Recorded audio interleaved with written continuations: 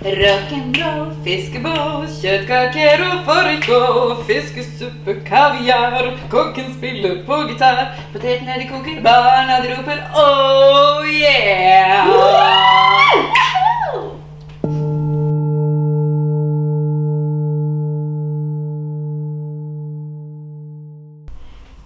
Hi, I'm Devi and you are watching Sex as Medicine.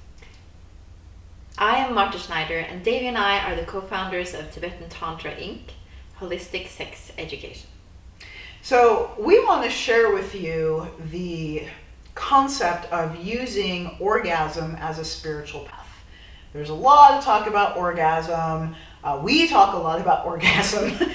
All the time. All the time. We have them often.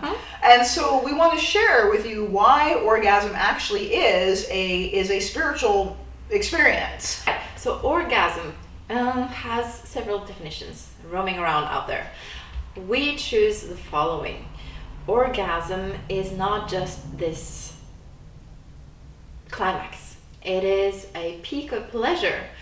And then once you open up to experiencing peaks of pleasure, you're going to discover that there's so many different flavors of orgasm, so that you can actually have multiple orgasms. You can have orgasms in different areas of your body, not just in your genitals even, but also on your shoulder, for example. So we wanted to say that because if orgasm becomes this jewel that you're hunting for and you're not able to enjoy the journey because you're wearing blindfolds, then you kind of lose the point and it doesn't serve a purpose. So peaks of pleasure. And those peaks that Marta are describing, those peaks can be sustained. So the normal, culturally recognized climactic orgasm is a sharp peak and a sharp decline. But in Tantra, what we are cultivating is the ability to rest at the peak of pleasure, hang out there. So instead of it being this little tiny point, it becomes an expanse. It becomes a field of consciousness. And then we have the opportunity to peak and ebb and peak and ebb, and it becomes this beautiful wave-like experience in the nervous system.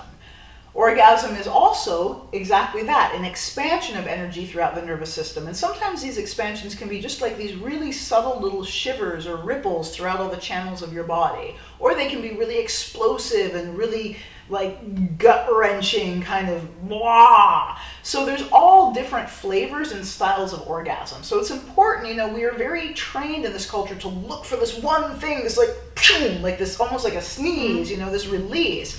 And we want to let you know that orgasm can show up in a variety of different ways. So it's any heightened sensation, anything that you would describe as, oh, that was a little peak, right? Even if it only lasted a second, or maybe sometimes it's going to last for several seconds. So what is it that makes this a spiritual path? Well, our tradition of Tantra, the Shanpa Kagyu lineage, we're taught that orgasm is literally a glimpse of enlightenment. Enlightenment meaning freedom from suffering, freedom from chit-chatter, thoughts about what's coming tomorrow, what happened yesterday, she said this, he said that, what am I supposed to do, that kind of chaotic mind chatter.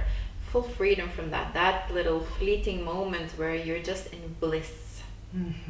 So if you think of that moment of orgasm, I like to say there's no I in orgasm, right? There's no ego in orgasm. Actually, we have to completely surrender and let go of our self-identity in order to be fully present with that sensation of pleasure. And that's actually something that blocks a lot of people, is that like fear of completely letting go, that vulnerability that comes from that letting go.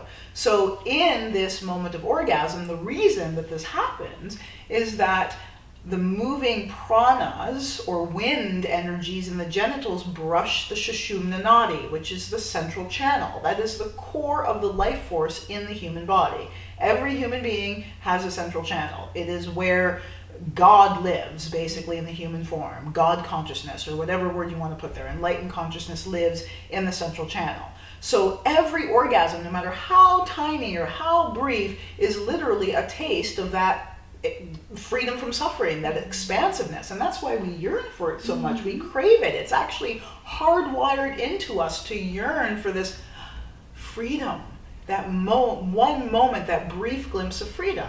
So we love to cultivate and share tools for all of you to cultivate the experience of doing more than just glimpsing, but being able to have that orgasmic experience and learn how to hang out there for longer and longer periods of time. And then also remove anything that's blocking you from having that experience so that you can have orgasm after orgasm after orgasm after orgasm, and then bring this orgasmic juju, this orgasmic juice out into your life. That is the purpose. That is why we're cultivating these high ecstatic states of bliss, because they're regenerative for our body, mind, and spirit, but then we also get to bring that out into the world. Yeah, and Tantra can be practiced both sexually and non-sexually. So this ties in with what Devi was just explaining, that you can walk about and do Tantra in a non-sexual way, of course, and get the same cultivation of freedom from suffering state or enlightenment. Yes, freedom from suffering is a state of mind, and we are able to access that in a variety of different ways. So in our understanding and in our lineage of teaching, conscious, aware, orgasmic pleasure is one of the quickest, fastest paths to enlightenment. So instead of our sexual pleasure and our sexual experience being dirty or wrong or shameful, it is actually the quickest, fastest pathway to enlightenment or full freedom from suffering.